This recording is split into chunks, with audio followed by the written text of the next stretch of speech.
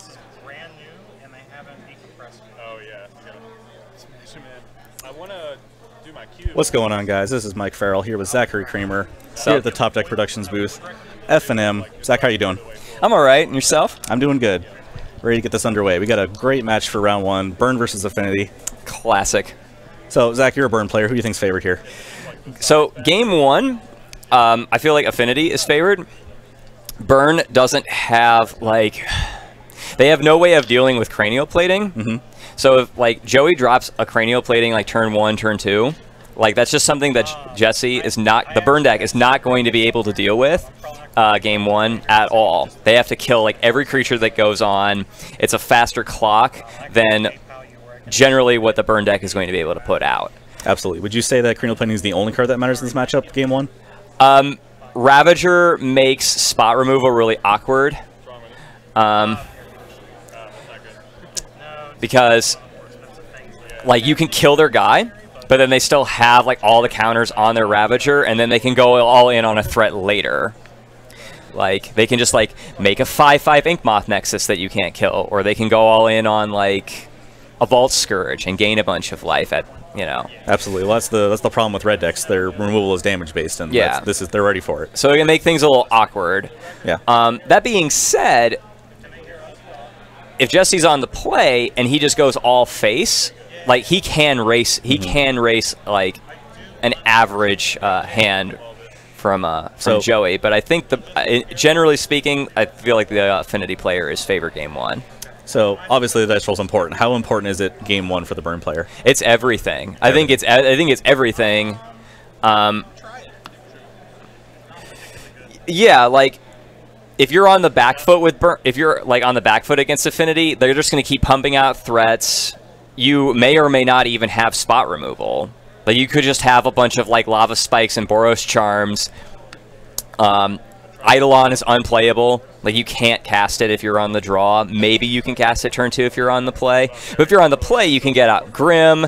You can, like, go Haste Creature into Eidolon or Haste Creature into Searing Blaze. And you're putting pressure on them. It's a big difference maker. Right. Games 2 and 3, it doesn't matter as much. Like, I'll be on the play or the draw games 2 or 3. But game 1, Affinity's favored either way. And the way Burn gets in the game is being on the play and putting the pressure on. All right, well, either way, we should have a good match between these two. These two are the masters of their own deck. Jesse plays nothing but red aggressive decks in all formats. Joey's been playing Affinity since the Modern began. Yeah. That's kind of what we have. His deck's like all foil Japanese. Yeah. Jesse looks like he went to 6. It looks all right, though. Okay, well, Jesse got the play, so that's important.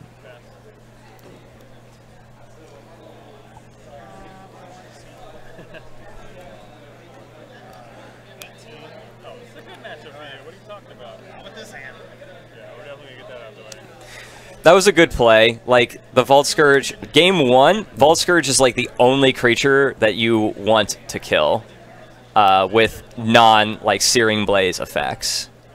Do you always just want to kill it on site game 1? Oh, yeah, absolutely. Yeah, no question. Especially with, like, the Rift Bolt there. Yeah. Yeah, that's definitely the correct play. Now he's set up with Grim Lavamancer. The Grim Lavamancer can be used, like, moving forward, can be used to continue spot removal, or to make up for the fact that you have to sometimes have to point your bolts at their creatures. Joey should be at 15. There you go. Okay. Okay, there's the card we're talking about. Okay, well, that's big game for Joey. See, that's the only card in Jesse's deck that he cares about. For sure, so a source of repeatable damage. That was really Jesse's, like, entire plan. Is now he's sitting over there with he's got a 3rd land, a Shard Volley. Okay. Interesting. I don't hate it. But now he just has a Boros Charm. I mean, Joey had the Inkmoth in play. That thing was probably going to kill him if he let him on the tap with mana to put it on the Inkmoth. Yeah, but that's only, like, 1 infect counter a turn. If he ever goes in on it, Jesse can just respond. All he has to do is get it to 4, and then it's out of burn range for the most part. Yeah. It's a lot of resources, though, and you have to do that when Jesse's tapped out. Yeah. So, see, now Jesse is empty-handed, and Joey still has a full grip and man lands. Yeah. Not a good start for the burn player. And he's at 11, which is a very healthy life total. A card that, like, Jesse has no answer for. Well, he has to play a haste creature, attack, Joey blocks it, and then he can play Skullcrack. That is a way to get the Edge Champion off the board, but only that specific line. For the people at home, do you want to explain why that works? Okay, so, like, one of the lines of text on Skullcrack is that damage cannot be prevented this turn. So if you attack and your opponent blocks with a protection creature, you can, after blocks are declared but before damage, make it so that you can cast your Skullcrack and make it so the damage can't be prevented, which removes that clause. The protection is preventing the damage from being dealt to it, and Skullcrack says that that can't happen for the remainder of the turn, which is a pretty cool little trick. Absolutely. I remember the first time I heard about that, it blew my mind. That makes sense. The creature has protection from whatever, and this prevents the protection. Mm-hmm. Yeah. Prevents damage from being prevented. Yeah. Yeah. Joey on the flooding plan. Well, all his lands are also creatures, Yep. so he gets to attack from 2 fronts here. Joey can't pump to save it. He can pump to save it, yeah. Yep. Not that Jesse had much of a choice there. Joey goes to 7 here, but that's effectively the same. Boros Charm aside, that's kind of like being at 9. Yeah.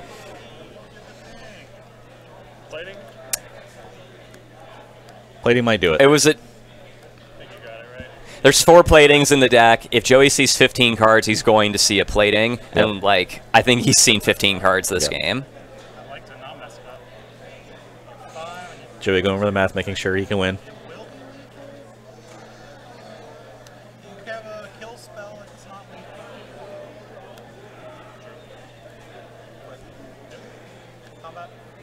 Does Jesse have it? Nope. Oh, no. Had the Boros Charm. He had the Boros Charm, so if he top decked another 3 damage spell there. So Jesse was on the play, but he mulliganed and was behind most of that game. He had to use like non-searing blaze. He had to use like non-searing blaze effects to kill creatures. I'm not in love with the Ravager, killing the Ravager there. At that point, I think it's just a race, but killing the Vault Scourge was definitely correct. With that Boros Charm in hand, Joey was effectively 3, and that could have been the 3 points of damage that swung that game. Yeah. Would have been interesting to see how that would have played out if he didn't. And it's tough. Like, when you're in the burn player seat, you want to play, and you think you're supposed to play like this tempo or like control game, but game 1, you really just want to race.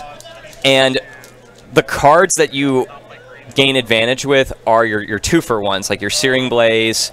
Out of the sideboard, you get Destructive Revelry or Smash the Smithereens, Searing Blood. Your 2-for-1s. So those are the ones you want to use to deal with their permanents. So let's talk sideboard from the burn player. What's the plan? Okay, so he's going to bring in his Destructive Revelries and or Smash the Smithereens. I'm pretty sure he plays Smash the Smithereens. So that's first and foremost. And then, no, it looks like he's got Revelry. So you want to bring your Smash the Smithereens or your Revelry.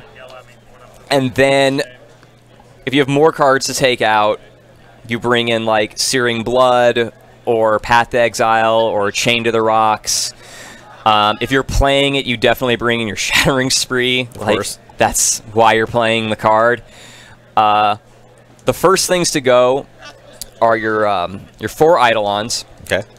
And then... Always or just play draw dependent? Always. Okay. They're just bad. The Affinity player is going to have like an explosive turn 1 or turn 2. So in order to drop your Eidolon, you need to be on the play, and then just like play land Springleaf Drum Pass, and that's a very, very small window. So I just take out the Eidolon altogether. Doesn't matter. And then I trim down on Skullcrack. Even though it does have its uses in the matchup, it's much more important to just get those permanents off the battlefield. I bring in Smash to Smithereens and Chain to the Rocks, but it looks like Jesse's bringing in Destructive Revelry and Ensnaring Bridge. Ensnaring Bridge, that's interesting. Yeah, I'm not in love with it. A lot of Joey's deck is just like 1-1s, 0-1s, 0-2s. You can instant speed. You can attack and instant speed move the cranial plating. Some of your cards are reactive in the burn deck, so you're holding on to cards. It's also a 3-drop. I know back in the day when Eldrazi Winter was the thing, the seems stream's frozen here.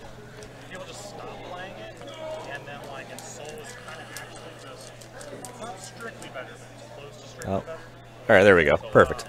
So, like I was saying, back in the day, the burn decks during Eldrazi Winter had Ensnaring Bridge out to try to hedge their best. Do you think this old tech could make a comeback? It's about 50-50 right now, actually, because of the popularity of Humans and Hollow One, and those decks just, like, Humans, unless they bring in, like, Rex Sage games 2 and 3, they do not have an answer to that card.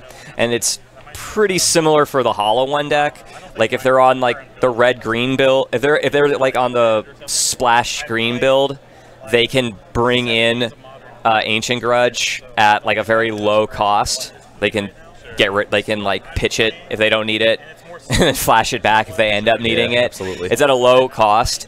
I'm not sure if the Mardu builds play a Braid, but they could have that.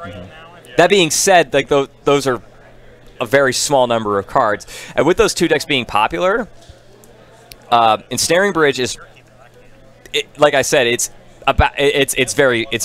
evenly split between the people who do end up playing and the people who don't. Absolutely.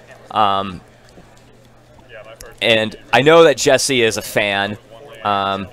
Typically, though, you're bringing it in against decks that have creatures with a little bit more power. Because then it just like buys you all the time, provided that they don't have an answer for it. It buys you all the time that you need, and eventually you will win because you don't need creatures to win. So if you're boarding in the bridges, do you board out the creatures to make room for that, or do you just hope to draw your creatures early in the game? That's when you want to draw them anyway. It does make them a dead draw later. I guess you could trim on a few, because that's your plan. Against most of the decks that you're bringing it in, absolutely you cut the creatures, because your creatures are just going to get stonewalled anyway. Like against a Collected Company deck, for example, you take out your creature, you take out like all of your 1-drop creatures anyway, because your opponent's just going to play like a 2/4 or whatever. They're going to play some 3-drop on turn 2 that you can't attack past anyway. They're going to go wide. So yeah, you can definitely trim down on your creatures. Yeah, but here, I like the creatures. They're reoccurring sources of damage, and especially with how many spells you end up having to point at your opponent's creatures, it makes up for that. You're really just trying to close the game as soon as possible. The longer this game goes, the more it favors the Affinity player. With their man lands and such. Joey with the Welding Jar, insanely good card in this matchup. Oh yeah, definitely. It's like land number 3 for. Let's see what he's got. Land number 4, maybe. He has the Searing Blaze. Does he go for it, or does he try to path? Well, he sees if he blocks. And now. I like pathing here. I like pathing. Yeah.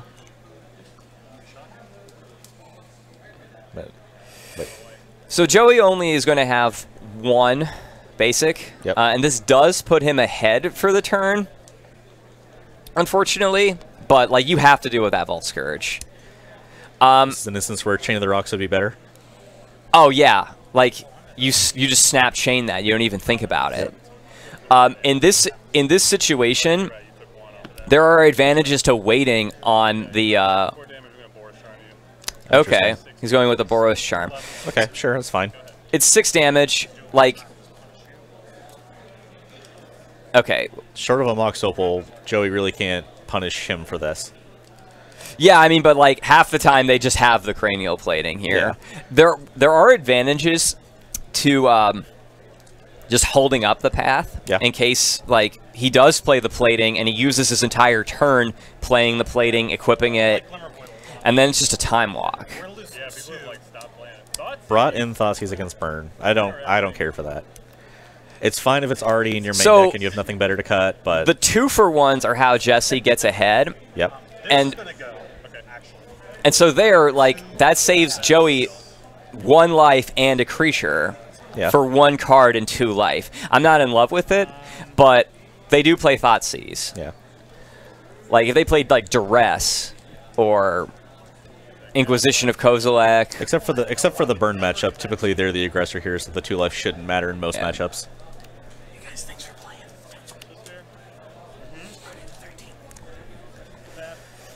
Okay, there's the path. Yep. What's this? Floating mana in response. He's floating red mana in response to the so that he prowess. can Galv Blast one of the Swift Spears.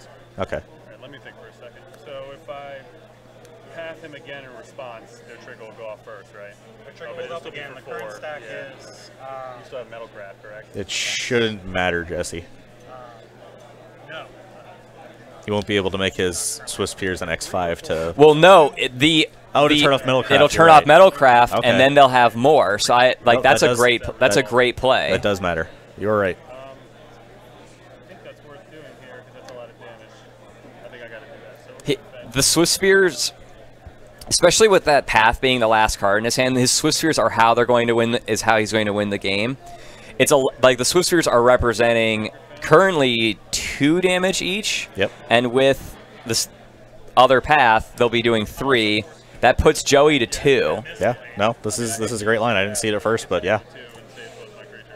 That's why I go to the Searing Blade, so I don't take damage here. It's the same thing when it happens. Yeah. You get 17. Yeah, reoccurring sources of damage are really important in this matchup. And Joey's down to, was that 1 card in hand after this?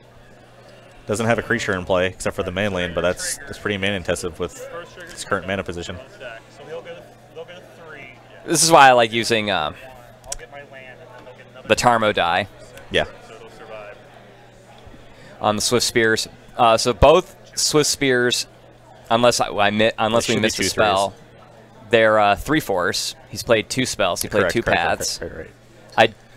So this turn he played the second Swift Spear and both of the paths. Yep. Yeah, 2 prowess triggers. You're right. That was just so pretty, man. I love those foils. Can we get Jesse to use the Tarmo die for game 3? Sometimes they shuffle kind of funny, so I tried to avoid that. Thank you. Yeah, I would absolutely go foil if all my shit was foil. So now Joey's at 2. He's dead to like any top deck burn spell. Yep. I don't know what's in his hand, but I think it was cranial plating. This is his last card. Yep. And we're done. Land doesn't do anything here. All right, let's go to game 3. Joey will be on the play for this one. A burns go and you kill me either way. Not like That was- you kill me either way. Draw a land. that was some sick plays from Jesse. Game life will kill you fast enough. There's actually nothing I can do. The second path was a heads-up play. Yep, that was really good. I used to be super scared of this. All right, and there's the Tarmo die, or the Swift Spear die, I guess we're calling it this game. Hey man, like that works for any. Definitely. It helps us, it helps the streamers, it helps the people watching at That home. works for any creature that has 1 more toughness than power, and they're both constantly changing. Yep. You know, I used to have one in my deck box, and people would look at my double sleeve deck, my black sleeves, and the Tarmo die, and be like, "Oh, so you're playing Jund, right?" 3 people on one GP in the same day. I don't know any Jund. I don't think I've ever played against a Jund player that uses it. They want the power and toughness of be Jund semi-hidden. to be ambiguous. Yes. Damage off of like fetching and shocking and all this shit like that to run This match needs more white spells, absolutely. Shout out to Logan at home. How you doing, buddy? Kind of like 50-50 from lists that I've seen, honestly. Kind of like they do or they don't.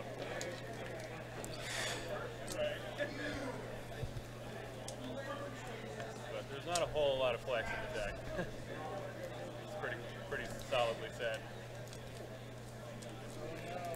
So Jesse must have brought in like Kind of down to like what at least 8 cards. Yeah. So you put the 4 other ones. What's the other 4? The other 4, I think I saw him take out Goblin Guide. Yep. Our stream runner's telling us that the Goblin Guide was the last cut. That's clean. I would have liked to have seen the Shard Volley go, or yeah. Because like in this matchup, you definitely want 3 lands. Like we saw, like he won that game because he had 3 lands. He was able to he cast 3 1-mana spells all on the same turn, and won because he was able to do that. You need to be able to cast like 2-mana spell, activate Grim or whatever. So your mana is really important.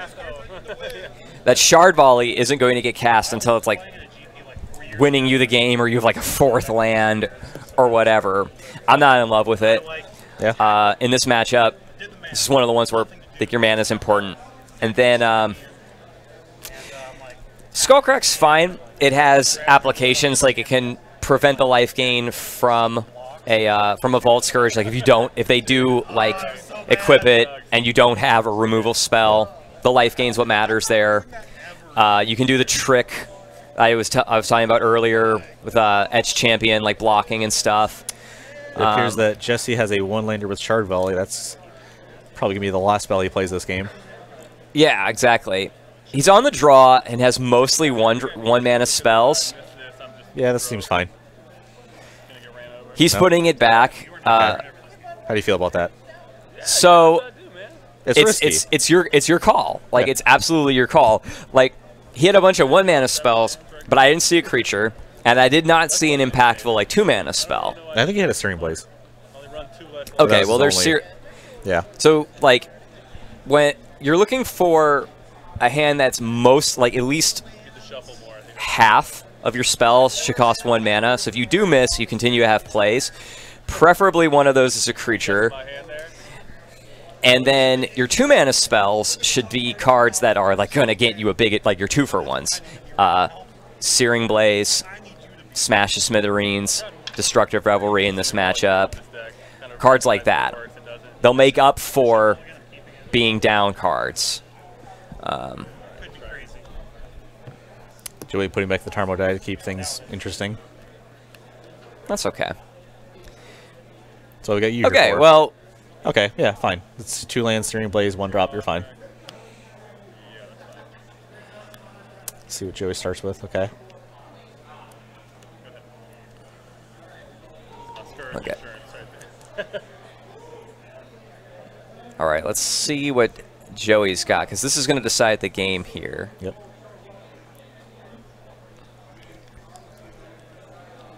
It's turn 2. It's very important. Pass. Well, Joey, you kept 7. What's happening, man? He probably just needs like any mana source. He needs a 0. He needs like a land, a 0-mana spell. Okay. There you go. See that'll turn on his hand. All right. Very risky against the burn deck. They'll take this small advantage and just run you over with it if you give them the chance.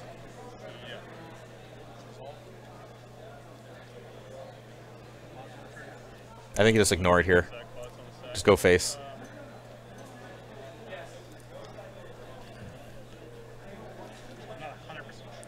If Jesse has a Searing Blaze and that's his only other land, yep. I would totally you let it resolve and Searing Blaze it. Okay. Yeah. Otherwise, you just cast the and he does. Yep. So if he doesn't have another land, he has to Searing Blaze because you don't know if you're going to draw another land, and it just gets the Ravager off the table. Yep. Searing Blazing a Ravager like this early is a good play. You don't bolt the Ravager, but like Ravager is a great Searing Blaze target. Yep. Yeah, and you absolutely. We're gonna get a shock here. You absolutely hit the Ravager here, not the Mem Knight. Yeah. The Mem Knight's not doing anything. Like, the Mem Knight's going to grow to a 2/2, which isn't great, but whatever. Because Joey's not about to stack his board to keep this Ravager alive. No, and he's probably just going to try and play, like, another 2-mana spell next turn. Yeah. What Jesse really needs is a way to blow up this Springleaf Drum.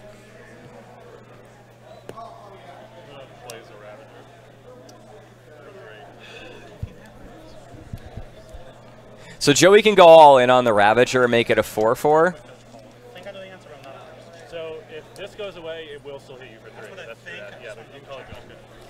And that's absolutely how it works. And the reason it does that is because the targets are separate on cast, not on resolution. Most cards, yeah, the targets are separate. It has 2 targets on cast. So you have to have a target for both. If you can't target the creature, and if you can't target the player, you can't cast the spell. But as long as you can target both, when you cast it, even if the creature leaves play when it resolves, your opponent will still take 3. Yep. That's why Valakut players need to crack their Steve in response, or crack their Steve whole priority, crack it. Yeah, like cast it and then crack it immediately. Yeah, if there's not a creature on board. Thank you, Laura, for the follow. We appreciate it. Yeah, Jesse's in a really good spot. Joey stumbled there, and that's all it takes. Like, Jesse's just got gas. Yep. He has enough points in his hand. I like this holding up mana thing. Yep. He's.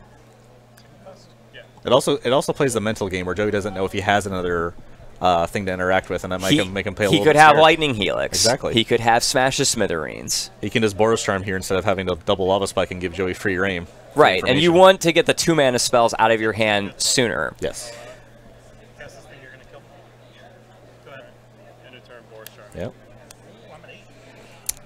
If Jesse draws he draws a land, yeah. Oh, I wanted to have it. So he drew Ensnaring Bridge, and he only has 2 lands. Yep. He also, even if he had a 3rd land and could cast it, he would still have more cards in hand than. But Joey would be able to still attack here. Now Joey's going to gain 2 life. Yep. Joey can play and equip the cranial plating, but Jesse will probably be forced to use this sharp volume response. Yeah, which will only leave him with 1 land, but Joey's at 5. And so if Jesse draws a land, he can cast both of the Lava Spikes. Yep. And Jesse's definitely a favorite here.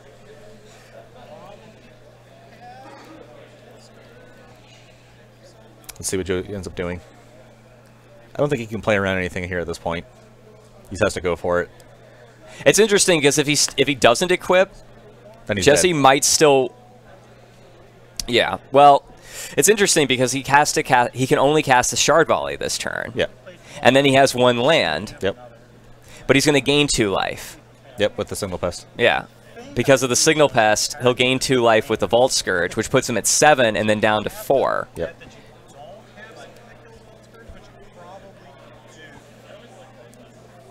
Jesse just needs a lane here. Yep.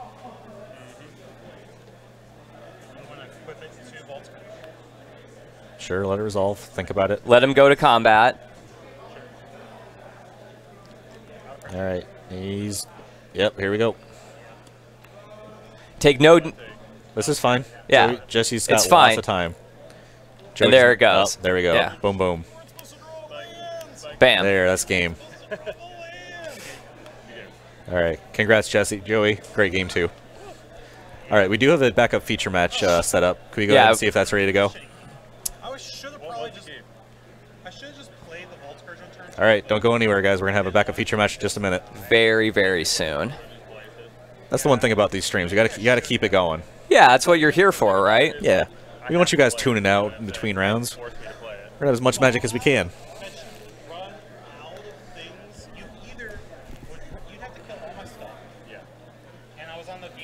All right, looks like they're in the middle of Game 3, so it looks like we won't end up getting that match after all, unfortunately, guys.